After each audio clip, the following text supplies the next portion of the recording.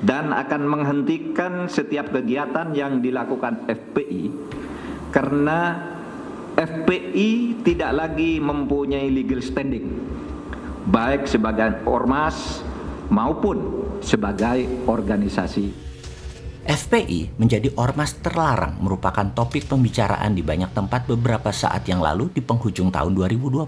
Ada yang pro, ada yang kontra, dan pastinya ada yang tidak peduli. Bagaimana pendapat seseorang yang sederhana dan sontoloyo seperti Bosman melihat fenomena ini? Karena kamus kata masalah telah hilang di benak seorang sontoloyo ini diganti dengan peluang, maka ada sisi lain sebenarnya terlarangnya FPI ini bisa-bisa merupakan sesuatu yang bagus, sesuatu yang menantang bagi Anda fans FPI atau anggota FPI, sesuatu yang ditunggu kebaikannya yang lebih advance lagi. Hal ini mungkin memang yang harus terjadi untuk membuat semua pihak menjadi lebih maju lagi ke depannya. Kita melihat dari sisi positifnya dalam menganalisa terlarangnya FPI. Kita awali dengan bentuk negara Indonesia tercinta ini. Kita harus menyadari siapapun berada di balik perubahan Undang-Undang 45 menjadi Undang-Undang 2002. Kalian sesungguhnya telah berhasil memporak-porandakan negara Indonesia tercinta ini menjadi negara seperti saat ini yang penuh dengan transaksi.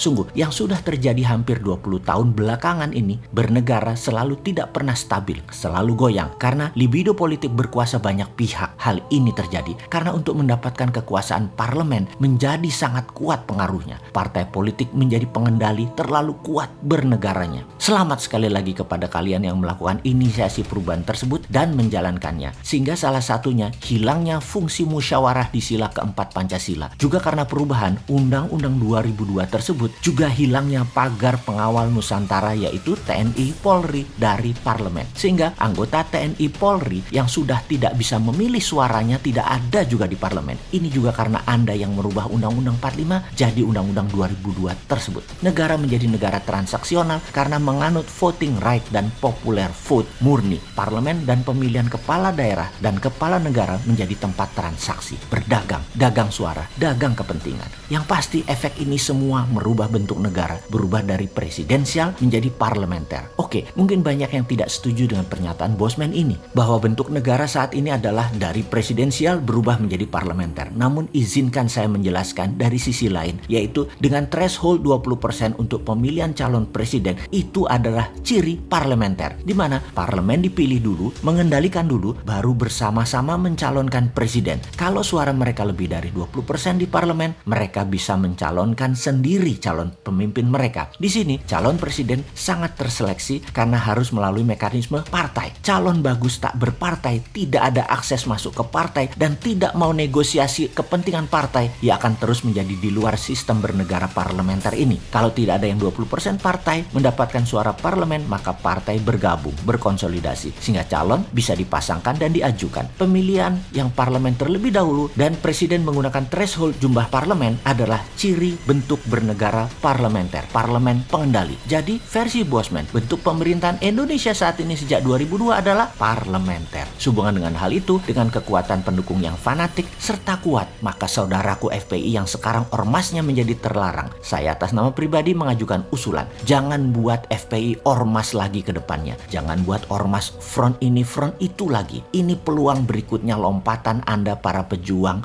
jadi ke level yang harus berani Anda lakukan. Dirikan partai, rebut suara di parlemen sehingga Anda menjadi terlegitimasi kekuatannya dan amal baktinya. Ubah bentuk perjuangannya menjadi satu level lebih tinggi lagi. Jadi partai. Setelah menjadi partai, konsolidasikan kekuatan dengan partai lain. Misalnya PBB-nya Pak Yusril, Partai Berkarya, Partai PKS, dan lain sebagainya di bawah panji Partai FPI. Jangan-jangan angka 10%, 20% di tangan suara rakyat tersebut. Sebagai pengingat sejarah, di tahun 2004 Partai Demokrat Pak SBY jadi presiden, suara Demokrat hanya sekitar 7%-an. Apa tidak mungkin FPI bermain di tahun 2024 bukan sebagai partai yang kuat saja tetapi masuk ke pemerintahan tertinggi menjadi presiden atau wakil presiden? Semoga usulan sederhana ini bisa dijadikan referensi yang akan menambah kayanya variasi bernegara nanti di tahun 2024. Dan bagi cebonger, informasi seperti ini jangan dibilang Sontoloyo ini kadrun ya. Sontoloyo ini ya Sontoloyo, mazhabnya sendiri. Sontoloyo mah seperti yang kalian katakan, hanya tukang jualan gorengan.